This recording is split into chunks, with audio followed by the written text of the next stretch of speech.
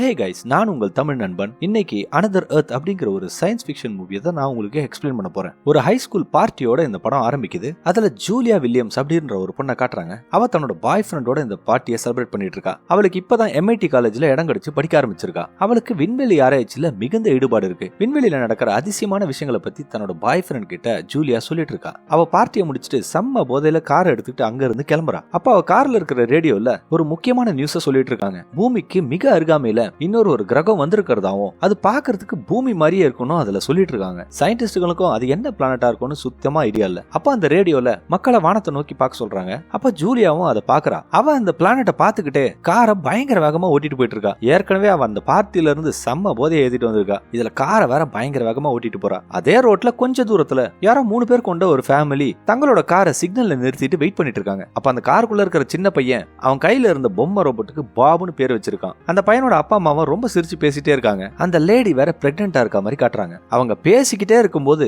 தாறுமாறா வண்டி ஓட்டிட்டு வந்த ஜூலியா இவங்க கார் மேலேயே வந்து பயங்கரமா மோதுறா. அதனால அங்க ஒரு பெரிய விபத்து நடக்குது. ஜூலியாக்கு லேசான காயம் தான் பட்டிருக்கு. அவ தன்னோட காரை விட்டு இறங்கி அடிப்பட்ட அந்த காரு கிட்ட நடந்து போறா. அப்போ அந்த காருக்குள்ள இருந்த அந்த பையனோட அப்பா அம்மா மயங்கின நிலையில இருக்காங்க. வேற யாராச்சும் இருக்காங்களான்னு ஜூலியா அந்த ரோட்டை திரும்பி பாக்குறா. அப்ப தூரத்துல அந்த விபத்துல அந்த சின்ன பையன் தூக்கி வீசப்பட்டு ரோட்டோரமா அநியாயமா இறந்து போயிடுறான். ஜூலியாவை அதை ரொம்ப அதிர்ச்சியா பாத்துட்டே இருக்கா. அதோட அந்த சீனை கட் பண்றாங்க. அடுத்த சீன்ல ஜூலியாவை போலீஸ் அரெஸ்ட் பண்ணி ஒரு செல்லுக்குள்ள வச்சிருக்க மாதிரி காட்டுறாங்க. 4 வருஷம் கழிச்சு ஒரு டிவி சேனல்ல ஒரு நியூஸ் ரிப்போர்ட்டர் அந்த 2வது உலகம் நம்ம பூமிக்கு ரொம்ப அருகாமையில இருக்கிற மாதிரி சொல்லிட்டு இருக்காங்க. அது பூமியில இருந்து பார்க்கும்போது உண்மையிலேயே ரொம்ப கிட்ட இருக்கிற மாதிரி தான் தெரியுது. அதை டெலஸ்கோப் வழியா பார்க்கும்போது நம்ம உலகத்துல இருக்கிற எல்லா விஷயமும் அதுலயும் இருக்கு. அதுல நகரங்கள்லாம் டெலஸ்கோப் வழியா தென்படுது. சில ஆராய்ச்சியாளர்கள் நம்ம பூமியில இருந்து அந்த பூமிக்கு ரேடியோ சிக்னல்ஸ்லாம் அனுப்பிச்சிருக்காங்க. அங்க இருந்து அவங்களுக்கு அதே போல ரேடியோ சிக்னல்ஸ் வந்திருக்கு. ஆனா இந்த விஷயம் எதையுமே பொதுமக்கள் நம்பவே இல்ல. சில சயின்டிஸ்ட் என்ன சொல்றாங்கன்னா, ஏதோ நம்ம பிரபஞ்சத்துல தெரியற ஒரு வித்தியாசமான பூமியுடைய எதிரொலினோ அதை பாக்குறதுக்கு பூமி மாதிரி இருந்தாலும் அது உண்மையா இருக்காதுன்னு கருதுறாங்க.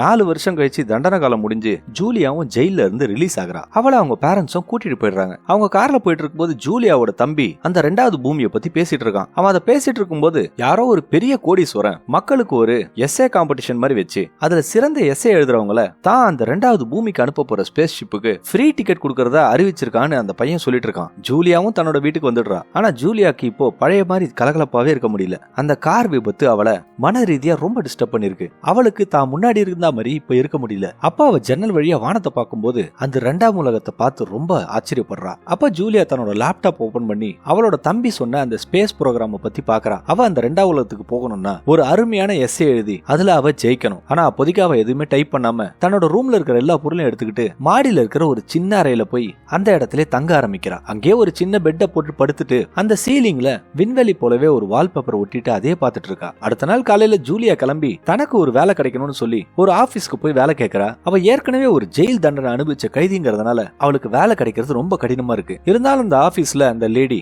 ஜூலியாக்கு அவ படிச்ச படிப்புக்கு ஒரு வேலையை சொல்றாங்க.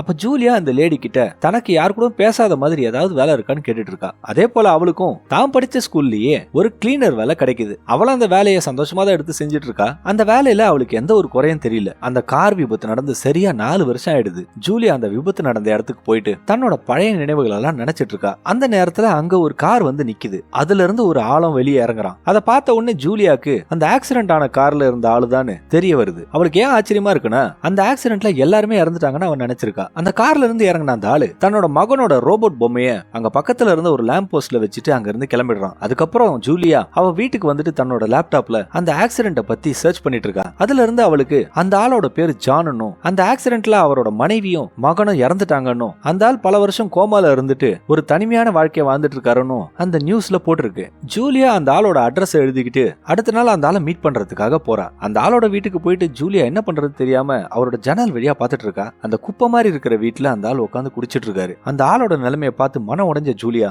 அங்க இருந்து கிளம்பி அந்த கொற்ற பனியில தன்னோட துணியெல்லாம் கழட்டி போட்டுட்டு அப்படியே அந்த பனியில படுத்துக்கிட்டே அந்த 2ஆம் உலகத்தை பார்த்துட்டு இருக்கா. அவளோட விரல் எல்லாம் அந்த குளிர்ல அப்படியே விரைச்சி நீளமாயிடுது. அவளும் அப்படியே மயக்கமாயிடுறா. அதோட அந்த சீனை கட் பண்ணிடுறாங்க. அடுத்த சீன்ல ஜூலியா ஒரு ஹாஸ்பிட்டல்ல இருக்கிற மாதிரி காட்டுறாங்க. அவளை யாரோ ஒருத்தர் காப்பாத்தி அங்க அட்மிட் பண்ணிருக்காரு. அவளோட விரல் எல்லாம் குளிர் காரணமா கொஞ்சம் டேமேஜ் ஆயிருக்கு. வீட்டுக்கு வந்த ஜூலியா தன்னோட லேப்டாப்ல அந்த டிக்கெட்டுக்கான எஸ்ஏவா அடிக்க ஆரம்பிக்கிறா. அந்த எஸ்ஏல அவ என்ன அடிக்கிறானா, இந்த மாதிரி எக்ஸ்பெரிமெண்ட்டுக்கெல்லாம் அனாதைங்க, வீடற்றவங்க, பைத்தியங்க இவங்களதான் பொதுவா பயன்படுத்துவாங்க. சமுதாயத்துல இருக்கிற எந்த பெரியாலையோ நல்ல அந்தஸ்துல இருக்கிறவங்களையோ இது போல எக்ஸ்பெரிமெண்ட்டுக்கெல்லாம் பயன்படுத்த மாட்டாங்க. நான் ஒரு ஜெயில் தண்டனை அனுபவிச்ச கைதின்றதுனால உங்களோட இந்த ஆஃபருக்கு நான் கரெக்டா இருப்பேன்னு நம்புறேன் அப்படின்னு எழுதுறா. அந்த எஸ்ஏவை எழுதி முடிச்சுட்டு ஜூலியாவும் கடைக்கு போய் கொஞ்சம் சாக்லேட் எல்லாம் வாங்க ஆரம்பிக்கிறான். அப்ப அவ தன்னோட ஹை ஸ்கூல் பாய் ஃப்ரெண்ட மீட் பண்றா. அவனும் ஜூலியா கிட்ட நான் இப்போ பிசினஸ் ஸ்கூலுக்கு போறேன், இதுதான் என்னோட கேர்ள் ஃப்ரெண்ட் சொல்லிட்டு இன்னொரு பொண்ணை இன்ட்ரோடியூஸ் பண்ணி வைக்கிறான். ஜூலியாவும் அதே ஸ்கூல்லயே நான் கிளீனரா வேலை செய்யறேன்னு சொன்னதை கேட்டு அந்த பையனும் தயங்கி தயங்கி பேச ஆரம்பிக்கிறான். அந்த நேரத்துல அவமானம் தாங்க முடியாது ஜூலியா வாங்கின சாக்லேட் கூட அங்கேயே வச்சுட்டு அங்க இருந்து கிளம்பிடுறா.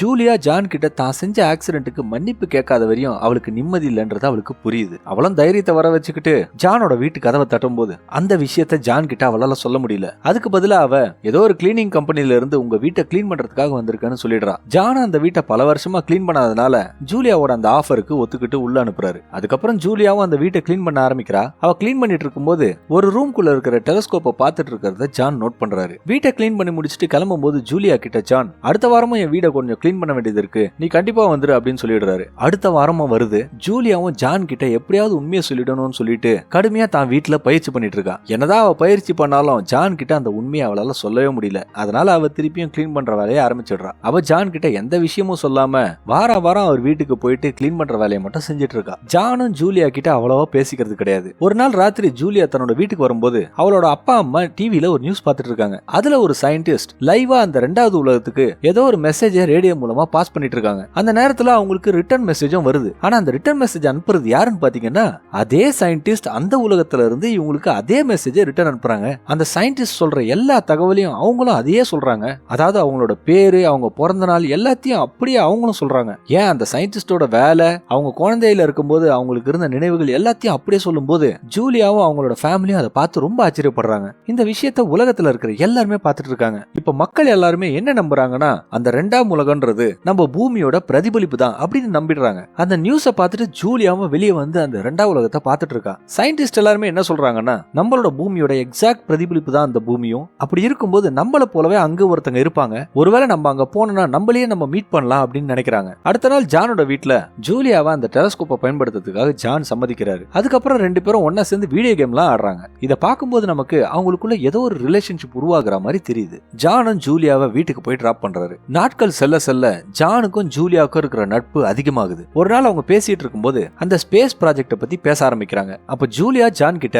அந்த ஸ்பேஸ் ப்ரோக்ராமுக்கு தானும் ஒரு எஸ்ஸே அனுப்பிச்சிருக்கிறதா சொல்றா. அதை கேட்கும்போது ஜான் என்ன சொல்றாருன்னா இதெல்லாம் பார்க்கும்போது எனக்கு சுத்தமா நம்பிக்கையே இல்ல, இதெல்லாம் மனுஷனோட கற்பனை தான், எப்படி நம்மள போலவே இன்னொரு கூட்டம் அங்க இருக்கும், இதெல்லாம் பாக்குற வரையும் யாரும் நம்ப முடியாது அப்படின்னு சொல்லிட்டு இருக்காரு. அந்த நேரத்துல ஜூலியா ஜானோட இறந்து போன மனைவி கடைசியா போட்டுட்டு இருந்த ஸ்வெட்டரை தோச்சி காய போடும் போது அதை பார்த்துட்டு அவரு டென்ஷன் ஆயிடுறாரு. ஏன்னா அந்த ஸ்வெட்டர்ல அவரு மனைவியோட வாசத்தை பாதுகாப்பா வச்சிருக்காரு. இதனால கோவமான ஜான் ஜூலியாவை போட்டு பயங்கரமா கத்தி அந்த வீட்டை விட்டு அனுப்பிடுறாரு. ஜூலியாவும் அங்க இருந்து ரொம்ப சோகமா கிளம்பிடுறா. அவ தன்னோட வீட்டுக்கு வந்த உடனே அவளோட ஆச்சரியத்துக்கு பார்த்தா ஜான் காரை வச்சுக்கிட்டு ஜூலியாக்காக வெயிட் பண்ணிட்டு இருக்காரு. அப்பா அவர் ஜூலியா கிட்ட நான் உங்ககிட்ட அப்படி கத்திரிக்க கூடாது, என்ன மன்னிச்சிரு ஜூலியான்னு கேட்கும்போது ஜூலியாவும் மன்னிச்சிடுறா. ஜான் ஒரு நல்ல மியூசிஷியன்றதுனால ஜூலியாவை ஒரு ஆடிட்டோரியத்துக்கு கூட்டு போய் தன்னோட மியூசிக்கை போட்டு காட்டுறாரு. அதை கேட்ட உடனே ஜூலியாக்கும் ஜான் மேல ஒரு காதல் உருவாகுது. ஜானோட வீட்டுக்கு வர ரெண்டு பேரும் கடைசியில ஒன்னா இருக்க ஆரம்பிக்கிறாங்க. ஜானும் ஜூலியா கிட்ட அந்த ஆக்சிடென்ட் பத்தி சொல்லிட்டு அவர் பல வருஷமா கோமால இருந்ததா சொல்லிட்டு இருக்காரு. இந்த விஷயம் ஜூலியாவுக்கு தெரிஞ்சிருந்தாலும் ஜான் கிட்ட அவளால சொல்லவே முடியல. அதுக்கப்புறம் ஜூலியா வீட்டுக்கு வரும்போது அவளோட தம்பி அந்த ஸ்பேஸ் ப்ரோக்ராம்ல இருந்து உனக்கு கால் பண்ணிருந்தாங்கன்னு சொல்றான். ஜூலியாவும் போன் எடுத்து பேசும்போது அவங்க என்ன சொல்றாங்கன்னா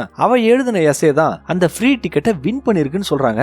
அந்த இரண்டாம் உலகத்துக்கு போறதுக்கு ஜூலியாவை செலக்ட் பண்ணிருக்கோம்னு சொல்றாங்க. ஜூலியாக்கு இப்போ சந்தோஷம் தாங்க முடியல. அந்த விஷயத்த உடனே போய் அவ ஜான் கிட்ட சொல்றா. முதல்ல ஜான் ஜூலியாவுக்கு வாழ்த்து தெரிவிச்சாலும் நீ அங்க போக வேணான்னு சொல்லிட்டு கேட்டுக்கிறாரு. அவங்க ரெண்டு பேருக்குள்ள இப்பதான் ஒரு ரிலேஷன்ஷிப் உருவாகுது. ஜானும் ஜூலியா கூட தன்னோட வாழ்க்கைய வாழணும்னு நினைக்கிறாரு. இது ஜூலியாவுக்கு ஒரு பெரிய அதிர்ச்சியை தருது. அந்த நேரத்துல ஜூலியா இதுக்கு மேல நம்மளால உண்மையை மறைக்க முடியாது, இதை எப்படியாவது சொல்லிடணும்னு சொல்லி ஜான் கிட்ட அந்த ஆக்சிடென்ட் காரணம் நான் தான் காரை தாறுமாறா ஓட்டி உங்க காரை இடிச்சேன்னு சொல்றான். இதை கேட்ட ஜானுக்கு பயங்கரமான ஷாக். அவருக்கு இப்ப என்ன பண்றதுன்னே தெரியல. ரொம்ப மனம் உடைஞ்சு போன ஜான் ஜூலியாவை அந்த வீட்டை விட்டு போக சொல்லிடுறாரு. வீட்டுக்கு வர ஜூலியாக்கு ஒரு பெரிய சர்ப்ரைஸ் காத்துட்டு இருக்கு. அவ வீட்டு வாசல்ல ஊர்ல இருக்கிற எல்லா நியூஸ் ரிப்போர்ட்டர்ஸும் இருக்காங்க. அவ அந்த ஃப்ரீ டிக்கெட்டை வின் பண்ணது அந்த ஊர் முழுக்க காட்டு தீ மாதிரி பரவி இருக்கு. அந்த நேரத்துல தான் ஜூலியாவோட பழைய விஷயத்தெல்லாம் நோண்ட ஆரம்பிக்கிறானுங்க. நல்ல வேலை ஜூலியாவோட அப்பா அங்க வந்து அந்த ரிப்போர்ட்டர்ஸ் கிட்ட இருந்து ஜூலியாவை காப்பாத்திடுறாரு. வீட்டுக்கு வந்த ஜூலியா அந்த ஸ்பேஸ் ப்ரோக்ராமுக்கு வந்த டிக்கெட்டை பாக்குறா. அந்த நேரத்துல டிவியில அந்த ரெண்டாம் உலகத்தை பத்தி ஒரு சயின்டிஸ்ட் பேசிட்டு இருக்கும்போது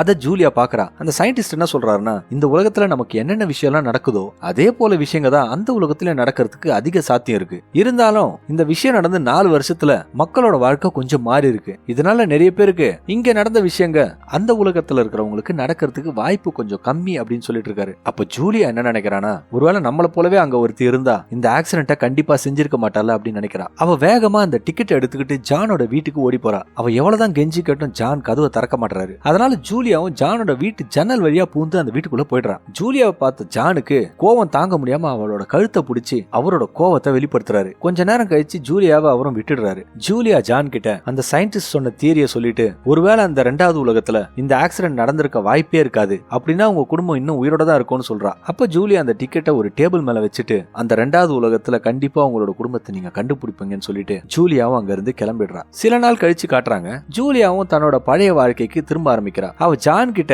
உண்மையை சொல்லிட்டதுனால முன்னாடி இருந்த அந்த பழைய ஸ்ட்ரெஸ் அவளுக்கு இப்ப இல்ல. அவளும் தன்னோட வேலையை ஆரம்பிச்சு செய்யும் போது அங்க இருந்த டிவில அந்த ஸ்பேஸ் ஷட்டில் கிளம்புறதுக்கு ரெடி ஆகுது. அப்ப ஜான் பேசுறத அவ பாக்குறா. இதுல இருந்து என்ன தெரியுதுன்னா, அந்த டிக்கெட் எடுத்துக்கிட்டு ஜான் அந்த ரெண்டாவது உலகத்துக்கு போறதுக்கு முடிவெடுத்துட்டாரு. அந்த முதல் ராக்கெட் கிளம்பி 4 மாசத்துக்கு அப்புறம் ஜூலியா தன்னோட வீட்டுக்கு மெதுவா நடந்து போயிட்டு இருக்கும்போது ரெண்டாம் உலகத்துல இருந்து வந்த அவளை போலவே இருக்கிற இன்னொருத்திய பார்த்து அவ ஷாக் ஆயிடுறா. இதுல இருந்து நமக்கு என்ன சொல்ல வராங்கன்னா, அந்த டிக்கெட்டை வச்சு ஜூலியா தான் கிளம்பி இருக்கணும், ஆனா அதுக்கு பதில் தான் ஜான் போயிருக்காரு. ஆனா அந்த ரெண்டாம் உலகத்துல இருந்து அந்த டிக்கெட்டை வச்சுக்கிட்டு ஜூலியா வந்திருக்கா. அதுதாங்க கிளைமேக்ஸ்ல வந்த ட்விஸ்ட். அந்த ட்விஸ்டோடவே படத்தையும் முடிக்கிறாங்க. இதே போல அருமையான வீடியோக்கள் எல்லாம் பார்க்கணும்னா என்னோட சேனலுக்கு மறக்காம சப்ஸ்கிரைப் பண்ணிடுங்க. இந்த வீடியோக்கு ஒரு லைக் போட்டுட்டு நீங்க என்ன நினைக்கிறீங்கன்றத கமெண்ட் செக்ஷன்ல சொல்லுங்க. மீண்டும் இன்னொரு வித்தியாசமான ஜானர்ல உங்களை நான் கூடிய விரைவில் சந்திக்கிறேன். அதுவரை உங்களிடமிருந்து விடைபெறுவது உங்கள் தமிழ் நண்பன். நன்றி, வணக்கம்.